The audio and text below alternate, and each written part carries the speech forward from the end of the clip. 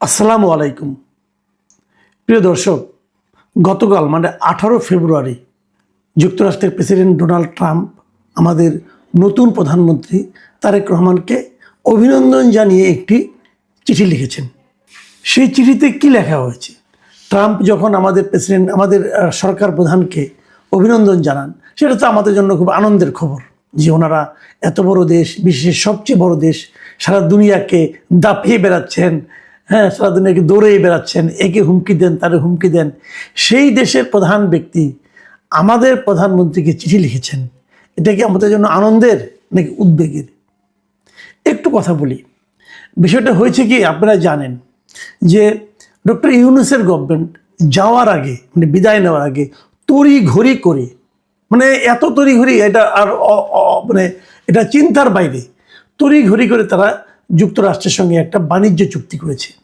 কি সেই চুক্তির ভেতরে কি আছে, কি শর্ত আছে, তারা আমাদের কাছ থেকে কত % শুল্ক নেবে এবং শুল্ক যা তারা যে কমাবে, কমানোর বিনিময়ে আমাদের কি কি জিনিস, তাদের কোন কোন জিনিস আমাদের এখানে বিনা শুল্কে ঢোকাতে হবে, অথবা তাদের সঙ্গে আমাদের কি কি ক্রয় চুক্তি হয়েছে, আমরা কি কি তাদের কাছ থেকে কিনবো বলে অঙ্গীকার করেছি, কোন দামে কিনবো বলে অঙ্গীকার করেছি, এর কিছুই আমরা কেউ জানি না।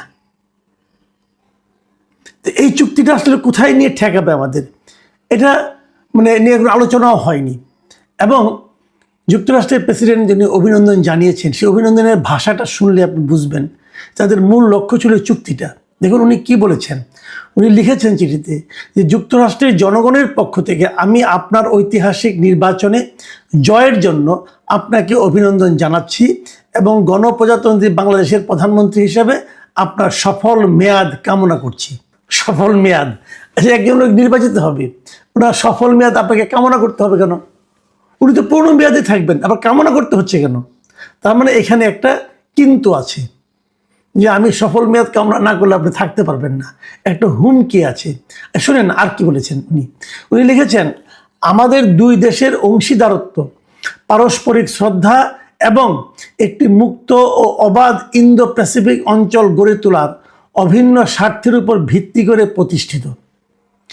একটা মুক্ত এবং অবাধ ইন্দো প্যাসিফিক অঞ্চল গড়ে তুলতে হবে। এই যে ভারত এবং চীন, এই এশিয়া প্যাসিফিক এরিয়াতে, এখানে যে আপনার যে একটা সামুদ্রিক পথ আছে, হ্যাঁ, ভারত মহাসাগর, প্রশান্ত মহাসাগর, এই জায়গাটাতে, তো এইটা নিয়ে ওনার খুব আগ্রহ।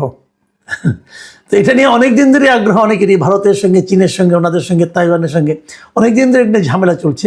তো ওই জায়গায় আমরা যেন তাদেরকে হেল্প করি। আমরা কীভাবে হেল্প করব?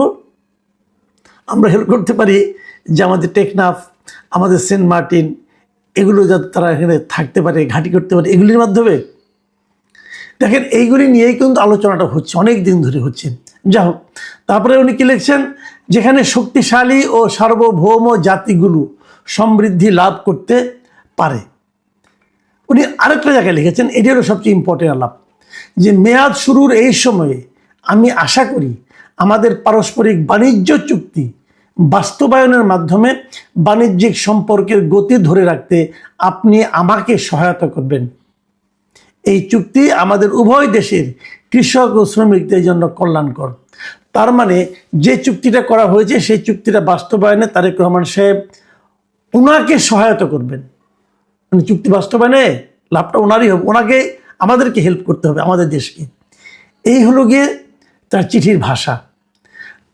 কেন এই চুক্তিটা করা হয়েছিল ওই সময় তড়িঘড়ি করে, এটা নিয়ে অনেক কথা হয়েছে। কিন্তু যে এই চুক্তিগুলো তারা এমনভাবে করছিল যে বলতে পারতো, কিন্তু ডক্টর ইউনূস বলতে পারতো না যে আমাদের যাওয়ার সময় হয়েছে, আমরা এখন চুক্তি করব না, নতুন সরকার আসবে, তারা চুক্তি করবে, তারা জানবে তারা কীভাবে দেশ পরিচালনা করবে।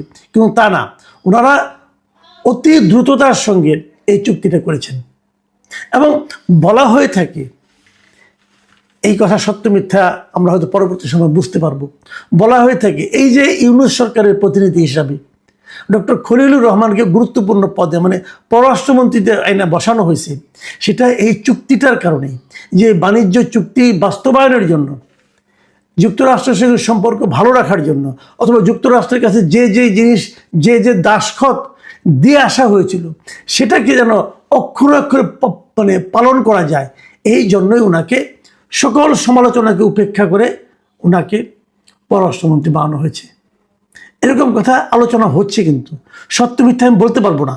আমিও দর্শকদের বলছি, আপনাদেরকে সত্য মনে করবেন না, সত্য না হোক এটি আমরা চাই, কিন্তু এই আলোচনাগুলো যখন উঠছে তখন আমরা কিভাবে এটাকে উপেক্ষা করব।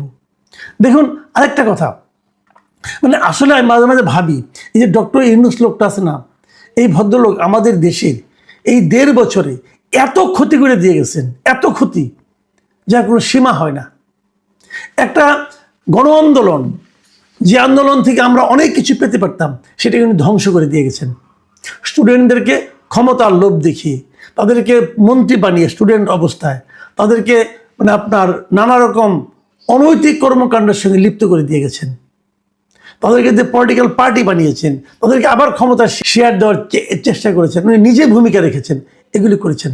আর বিপরীত দিকে দেশটাকে গরিব বানিয়ে দিয়ে গেছেন। কত লোক যে বেকার হয়েছে ওনার সময়, 400 থেকে 450 গার্মেন্ট ফ্যাক্টরি বন্ধ হয়ে গেছে এই ডক্টর ইউনূসের সময়। ওনাকে বলা হয় উনি নাকি দারিদ্রকে জাদুঘরে পাঠাবেন। উনি কিন্তু মানে অনেকদিন ধরে ওটা মটো উনি বলে আসছেন যে আমি দারিদ্রকে জাদুঘরে পাঠাবো। জাদুঘরে কী পাঠাবো? ওনার আমলে, এই ওনার এই 1.5 বছরে এই দেশে নতুন করে আরও 30 লাখ লোক বেকার হয়েছে। এই ডক্টর ইউনূস এটা করে দিয়ে গেছেন। এবং অর্থনীতির বিভিন্ন প্যারামিটারে আপনি যদি দেখেন, আপনার মাথা খারাপ হয়ে যাবে যে সরকারি বিনিয়োগ গত 10 বছরের মধ্যে সর্বনিম্ন পর্যায়ে রয়েছে। এবার মানে সরকার তো কিছু বিনিয়োগ করে বিভিন্ন খাতে, সবচেয়ে নিম্ন, গত 10 বছরে এত নিম্ন পর্যায়ে কখনো বিনিয়োগ ছিল না। নট অনলি দ্যাট, খেলাপিরি নিয়ে আমরা কথা বলি, সারা দুনিয়াতে এত খেলাপিরি আর কোথাও নেই যেটা ওনার সময় হয়েছে। এই 2025 সালে যে 30শে সেপ্টেম্বর পর্যন্ত গত বছরের, এটা তো প্রান্তিক ধরে ধরে হিসাব করে, এই প্রান্তিকে আমাদের এখানে খেলাপিরিনের পরিমাণ হলো এই সময়ে 6,44,515 কোটি টাকা। 6,44,000 কোটি টাকা, ভাবেন একবার আপনি।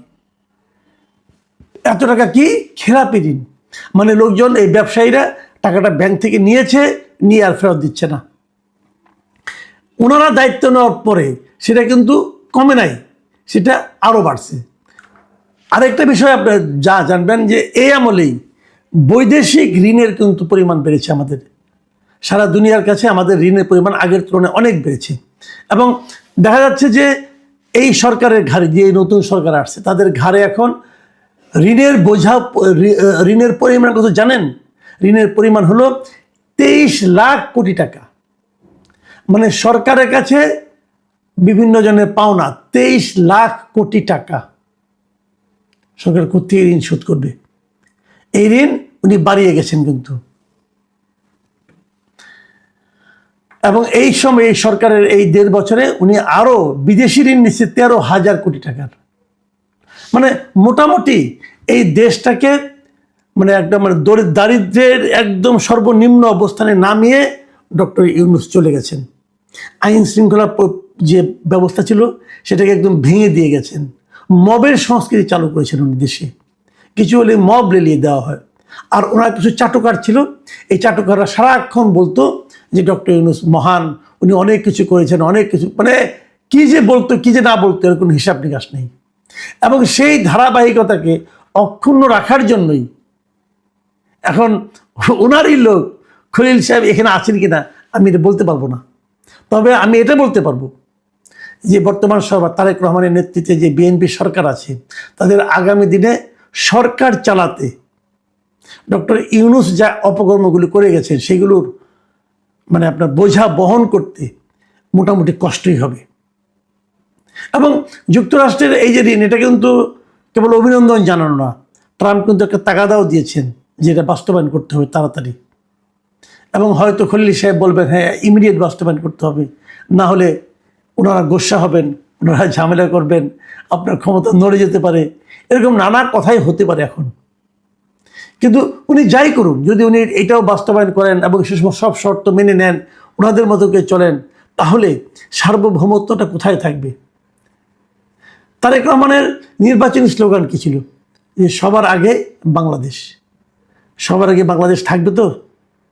প্রিয় দর্শক, এখন এ পর্যন্তই। আল্লাহ হাফেজ।